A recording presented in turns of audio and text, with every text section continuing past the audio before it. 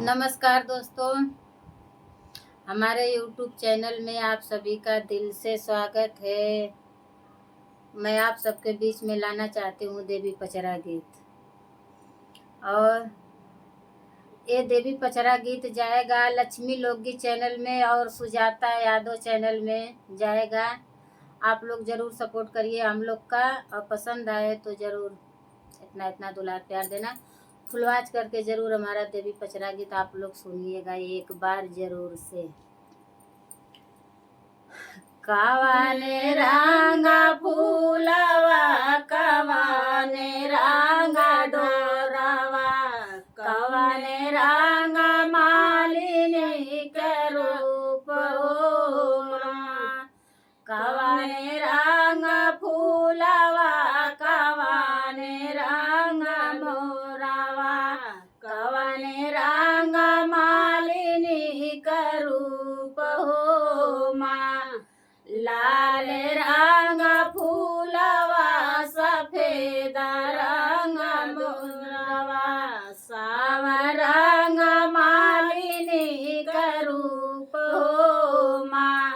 लाल रंग फूलवा, सफेद रंग धागवा, सावा रंग मालिनी के रूप हो माँ। मालावा गुछा के मालिन भरली डलरिया, मालावा गुछा के मालिन भरली डलरिया। चली गली मैया के दुआर हो माँ।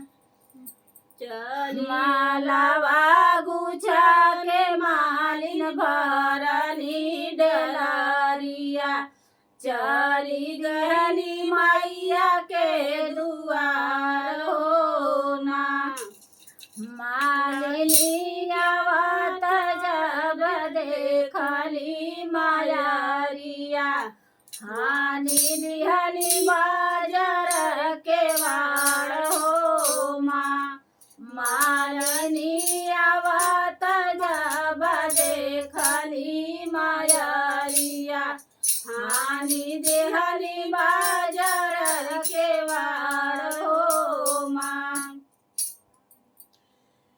आइली मालिनिया हो घुमली आइली मालिनिया हो घुमाया गे पीछा, नाही पव मोहरी दुआर हो माँ।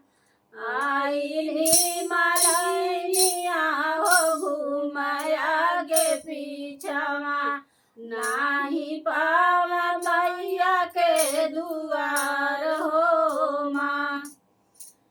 कावना कसूर हम गईल मोरी माइया, हानि दिहलु बाजार के वाड़ हो माँ। कावना कसूर हमसे भइल मोरी माइया, हानि दिहलु बाजार के वाड़ हो माँ। एतना बचन जब सुनाली मायारिया, खोली दिहली बाजार के वाड़ हो ना। एतना बचन जब सुनाली मायारिया, खोली दिहली बाजार के वाड़ हो ना। जामना मंगन तो मांगू रे मालियवा, हम देव वरदान हो माँ।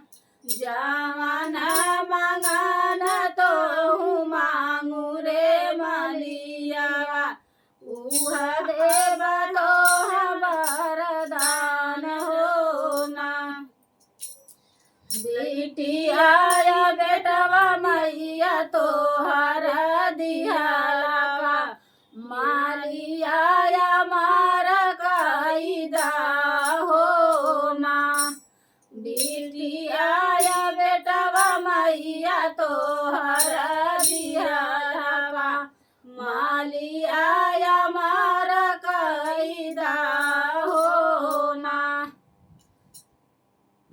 कैसे कमाई हमारा जीनी करू रे मलिनिया जगवा में केहू नाया मार हो माँ हमारा जीन करू रे मलिनिया दुनिया में केहू नाया मार हो माँ अमरत नाही भैल पाचो हो पंडवा रातो दिन हवन कराव हो माँ अमरत नाही भैल पाचो हो पंडवा रातो दिन